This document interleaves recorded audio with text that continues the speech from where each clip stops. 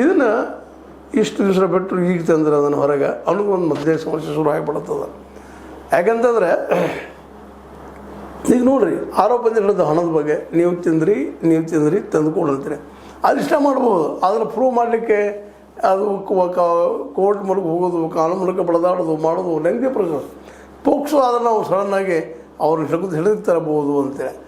ಆದರೆ ಇಲ್ಲಿ ಹೆಣ್ಣು ಮಕ್ಕಳಿಂದ ಸ್ಕೂಲ್ ಇಲ್ಲ, ಮತ್ತೇನೂ ಇಲ್ಲ ಅಂತ ಕಾಣುತ್ತೆ. ಅಲ್ಲೇ ಹಾಸ್ಟೆಲ್ ಇದ್ದಂಗೆ ಕಾಣೋದು. ಗಂಡು ಹುಡುಗರು ಇದ್ದಾರೆ, ಆ ಗಂಡು ಹುಡುಗರು ಒಬ್ಬನ ತಂದು ಈ ರೀತಿ ಮಾಡಿಸೋದನ್ನು ನೋಡಿದಾಗ ಸಹಜವಾಗಿ ಇದು ಟ್ರಸ್ಟಿಗಳು ಮಾಡಿಸಿದಂಥದ್ದು ಅನ್ನೋದು ಒಂದು ಸಮಸ್ಯೆ ಯಾರಿಗಾದ್ರೂ ಮೂಡ್ತದೆ.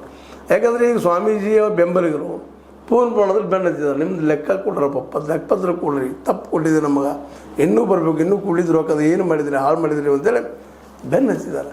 ಅದಕ್ಕೆ ಇದನ್ನು ಮಾಡಿದ್ರೆ ನಿಜವಾಗಿಯೂ ತಪ್ಪು ಅಂತೆ. ಯಾಕಂದರೆ ತಪ್ಪು ಮಾಡಿದ್ರೆ ಶಿಕ್ಷೆ ಆಗ್ರಿ. ದುಡ್ಡು ನೀವು ತಿನ್ನಲಿ, ಸಾರ್ವಜನಿಕ ದುಡ್ಡನ್ನು, ಭಕ್ತರ ದುಡ್ಡನ್ನು ಸ್ವಾಮೀಜಿಯವ್ರು ತಿನ್ನಲಿ, ಆದ್ರೆ ಅದು ಜೆನ್ಯೂನ್ ರೂಪದಲ್ಲಿ ಇರಬೇಕು. ಒಂದು ಎಜುಕೇಷನ್ಗೋ ಮತ್ತು ಅದಕ್ಕೂ ಅಲ್ಲಿ ಮಕ್ಕಳ ಏಳಿಗೆಗೋ ಅಥವಾ ಮಠದ ಏಳಿಗೆಯೋ ಖರ್ಚು ಅದು ಏನು ಅಡ್ಡಿಯಿಲ್ಲ.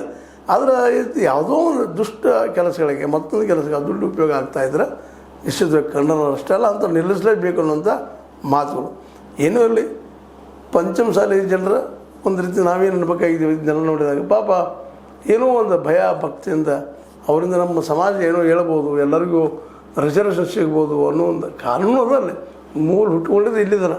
ರಿಸರ್ವೇಷನ್ ಸಲುವಾಗಿ ಇವೆಲ್ಲ ಜೋರು ಹಿಡಿದಿದ್ದು. ಆದರೆ ಇವತ್ತು ಯಾಕೋ ಏನೋ ಮೂಲಿಗೆ ಸರದ ಈ ವೈಯಕ್ತಿಕ ಏನೋ ಅವ್ರು ಜಗಳ ಬಂದ ವೈಯಕ್ತಿಕ ಅವರವರು ಏನೇನೋ ತೆವರುಗಳ ಬಗ್ಗೆ ಮಾತಾಡುವಂಥ ಪರಿಸ್ಥಿತಿ ಬಂದಿದ್ದ. ನಿಜವಾಗಿಯೂ ಮಠಗಳಿಗೆ ಒಂದು ರೀತಿ ಕೆಟ್ಟ ಹೆಸರು ತರೋದ್ರಲ್ಲಿ ಎರಡು ಮಾತಿಲ್ಲ. ಅದರಲ್ಲೂ ಈ ಒಂದಿಷ್ಟು ಇತ್ತೀಚೆಗೆ ನಮ್ಮ ಸ್ವಾಮೀಜಿಗಳು ಸಹಿತ ಯಾಕೋ ಏನೋ ದಾರಿ ಬಿಡ್ತಾ ಇದ್ದಾರೆ ಅನ್ನುವಂಥ ಸಣ್ಣ ಪ್ರಶ್ನೆ. ಆ ಪ್ರಶ್ನೆಗೆ ನಾವು ಸ್ವಾಮೀಜಿಯವರು ಉತ್ತರ ಹೇಳಬೇಕು. ಏನೋ ಇರಲಿ, ವಚನಾನಂದ ಶ್ರೀಗಳು ವಿರುದ್ಧ ಮಾಡಿದಂಥ ಪೋಕ್ಸೋ ಪ್ರಕರಣ ಅದು ನಿಜ ಆಗದೇ ಇಲ್ಲ ಅಂತ. ಯಾಕಂದರೆ ಇಲ್ಲದ ಸ್ವಾಮಿಗಳ ಮೇಲೆ ಇದ್ದಂಥ ಭಯ ಭಕ್ತಿ ಇನ್ನೂ ಅಷ್ಟು ಕಡಿಮೆ ಆಗಿಬಿಡ್ತದೆ.